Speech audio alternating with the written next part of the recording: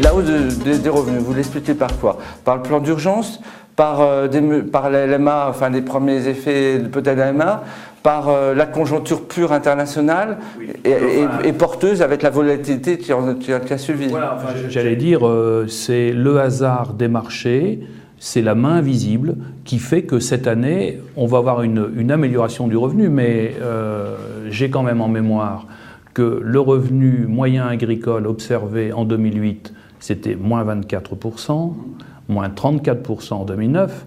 Alors je dis, considérer qu'on arrête de baisser et même qu'on remonte un peu ne règle aucun problème. Heureusement qu'on n'en prend pas encore moins 10, moins 15 ou moins 20.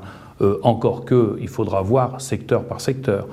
Il faut aussi se méfier de la manière dont on apprécie l'évolution du revenu agricole 2010 quand on est à la mi-décembre 2010, que les statisticiens vous expliquent que le temps de traiter les données, ce sont des données d'octobre, et que, bien malin, qui peut dire en octobre comment il valorisera l'ensemble de ses produits jusqu'à la fin de l'année, sachant que pour beaucoup de produits, que ce soit les pommes, le vin, les céréales, un certain nombre de produits se stockent et vont encore ils vont être commercialisés d'ici le mois de juin 2011.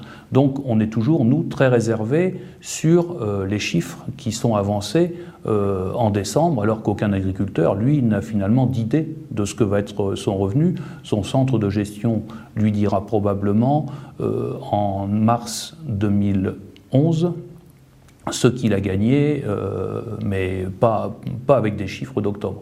Donc, pour moi, il n'y a pas eu de main heureuse, il y a simplement le hasard des marchés